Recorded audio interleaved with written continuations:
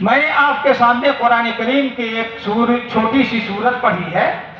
اللہ تعالیٰ نے اس میں ابراہیم علیہ السلام کی زندگی کو اسوہ اور اچھا اور بہتر نمونہ قرار دیا ہے۔ فرمایا قد کانت لکم اسوۃ حسنۃ فی ابراہیم والذین معہ، تمہارے لیے ابراہیم علیہ السلام کی ذات میں، ان کی سیرت میں بہترین نمونہ ہے، اور جو لوگ ان کے ساتھ رہے ہیں، توحید کو اپنایا۔ ابراہیم علیہ السلام کی مدد کی توحید کے معاملے میں، ان کی زندگی اور ان کی سیرت میں بھی تمہارے لیے اچھا نمونہ ہے۔ کیا کیا تھا انہوں نے؟ اذ قالوا لقومہم، جب انہوں نے اپنی قوم سے کہا تھا، ابراہیم علیہ السلام اور ان کے ساتھیوں نے اپنی قوم سے کہا تھا، کیا کہا تھا؟ انا براء منکم، بے شک ہم تم سے بیزار ہیں، اپنی براءت کا اظہار کرتے ہیں، تم سے ہم اپنی علیحدگی کا اظہار کرتے ہیں، اور جن معبودان باطلہ کی تم عبادت کرتے ہو اس سے بھی ہم اپنی براءت کا اظہار کرتے ہیں۔ ہم اور آپ اچھی طرح جانتے ہیں ابراہیم علیہ السلام نے جس ماحول میں آنکھیں کھولی، جس ماحول میں اور جس علاقے میں پیدا ہوئے، وہاں شرک اور بت پرستی کا دورہ تھا۔ خود ان کے گھر میں ان کا باپ صرف یہی نہیں کہ بتوں کی پوجا کرتا تھا، بلکہ بتوں کو بناتا اور بیچتا تھا۔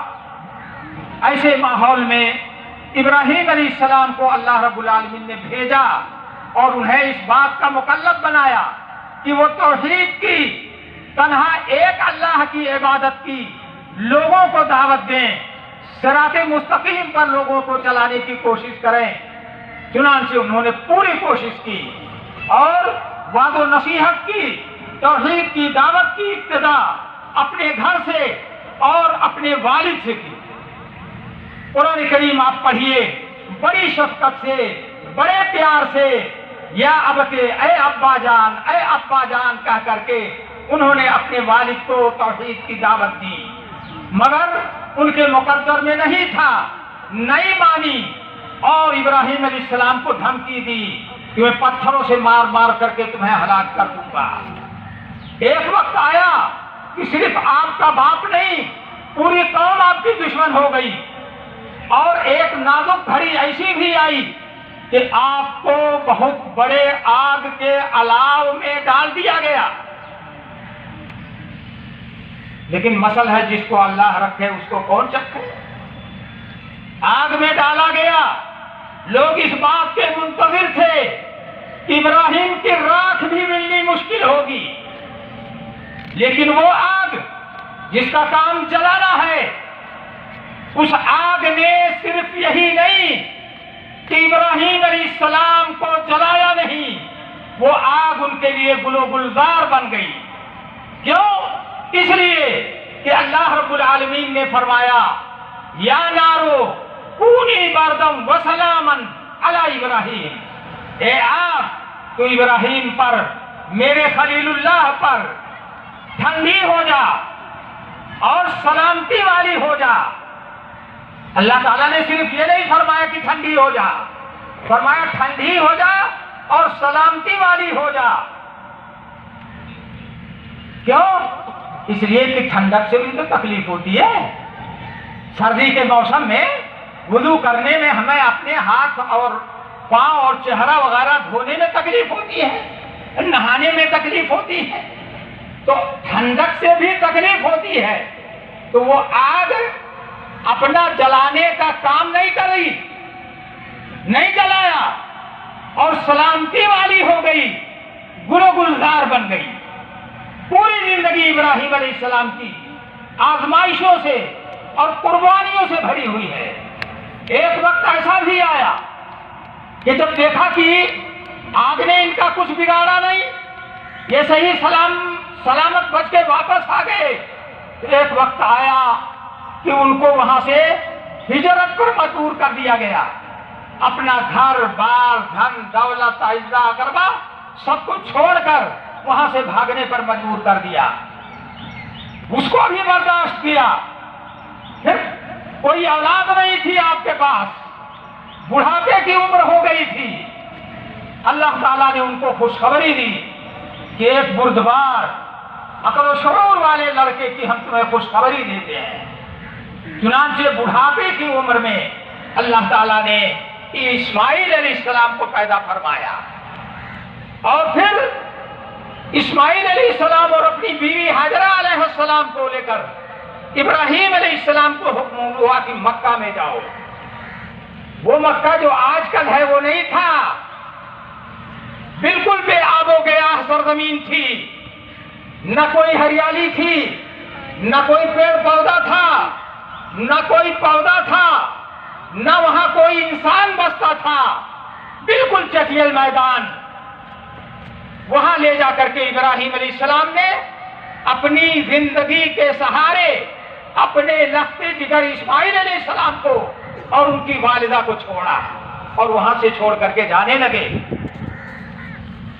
جہاں کھانا پانی نہ ہو, انسان نہ ہو, وہاں زندگی کا گزرنا بڑا مشکل ہے. انسان کا بچنا آسان نہیں ہے. بیوی نے دیکھا کہ ننھا منھا گود والا بچہ چھوڑ کے جا رہے ہیں, مجھے چھوڑ کے جا رہے ہیں. یہاں دور دور تک کہیں انسان نہیں, آبادی نہیں, پانی نہیں, ایسے بے آب ہو گیا ہمیں سرزمین میں چھوڑ کے جا رہے ہیں. بار بار پکار رہی ہیں کہ میرے شوہر آپ ہمیں یہاں چھوڑ کے کہاں جا رہے ہیں, یہ تو ہلاکت والی جگہ ہے. کئی مرتبہ پکارا, کوئی جواب نہیں دیا. وہ آگے بڑھتے جا رہے ہیں. آخر میں انہوں نے پوچھا کہ کیا اللہ کا یہی حکم ہے؟ ابراہیم علیہ السلام نے بغیر مڑے اور بغیر ان کی طرف دیکھے ہوئے آگے بڑھتے ہوئے اتنا جواب دیا کہ ہاں اللہ تعالیٰ کا یہی حکم ہے.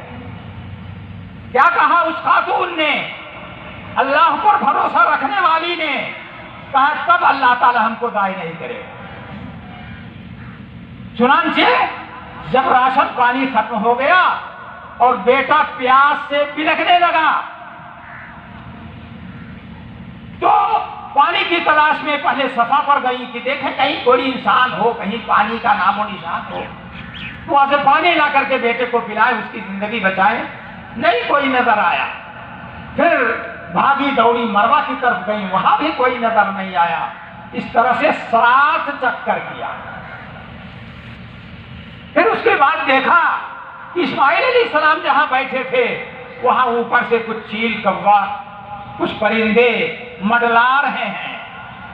عام طور پر پانی وغیرہ جہاں ہوتا ہے وہاں یہ پرندے, یہ اڑنے والے جانور مڈلاتے ہیں. وہاں گئیں تو دیکھا کہ وہ جہاں ایڑیاں رگڑ رہے تھے وہاں سے پانی کا چشمہ ابل رہا ہے. یہ پانی کون سا پانی ہے؟ یہ وہی زمزم ہے جس کو بطور تبرک اور بطور غذا ہم مکہ جاتے ہیں, مدینہ جاتے ہیں تو وہاں اس کو پیتے ہیں, اور بطور تبرک کے اپنے گھروں میں لاتے ہیں, اپنے عیسیٰ اقربا کو بھی دیتے ہیں. یہ وہی کی برکت ہے. ابھی امتحان ختم نہیں ہوا, اور ایک وقت ایسا بھی آیا ابراہیم علیہ السلام کو حکم ہوا کہ اپنے بیٹے کو اللہ کی راہ میں ذبح کر دو. کس کو ذبح کر دو؟ بیٹے کو. زندگی کا سہارا, اکلوتا بیٹا, بڑھاپے کا سہارا. حکم ہو رہا کہ اپنے بیٹے کو ذبح کر دو اللہ کی راہ میں. ہمیں 4 پیسہ اللہ کی راہ میں دینا ہوتا ہے تو ہم بغلیں جھانکتے ہیں. اب تک جو امتحان تھا وہ ابراہیم علیہ السلام کی ذات سے متعلق تھا. اب یہ بہت بڑا امتحان. ابراہیم علیہ السلام تو تیار ہو سکتے ہیں کہ ہم بیٹے کو ذبح کریں, لیکن اگر بیٹا نہ تیار ہوا تو پھر کیا ہوگا؟ اگر اس نے نالائقی کی تو کیا ہوگا؟ اللہ کا حکم کیسے پورا کروں گا؟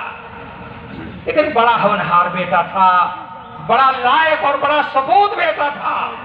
آج کل کے ہمارے اور آپ کے بیٹوں کی طرح نہیں تھا۔ جب باپ نے ابراہیم علیہ السلام نے کہا کہ اے میرے لختے جگر، میں نے یہ خواب دیکھا ہے کہ میں تجھے ذبح کر رہا ہوں، فانظر ماذا ترى، ذرا غور کر لی بیٹا، تیری کیا رائے ہے وہ بتا دے۔ بڑا سپوت بیٹا، کیا کہا؟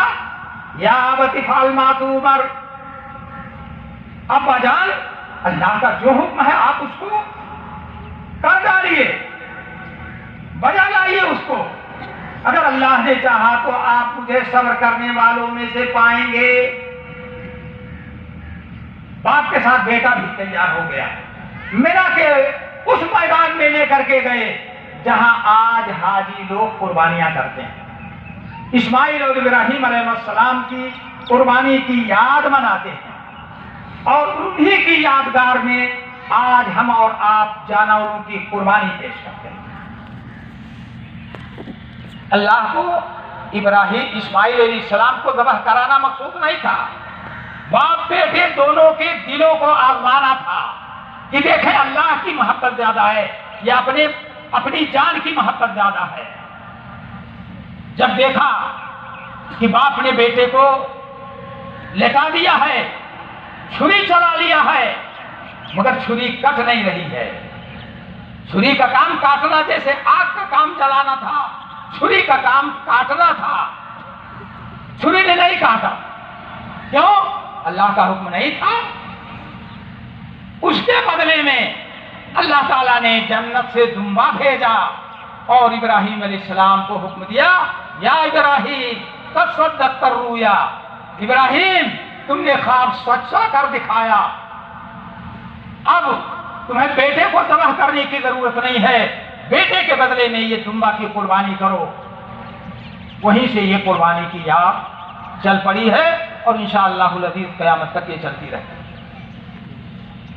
بڑی عبرتیں اور نصیحتیں ہیں ابراہیم علیہ السلام اور اسماعیل علیہ السلام کی زندگی میں۔ یہ مختصر واقعہ میں نے اس لیے آپ کے سامنے عرض کر دیا تاکہ ہم اور آپ اپنے حالات کا جائزہ لیں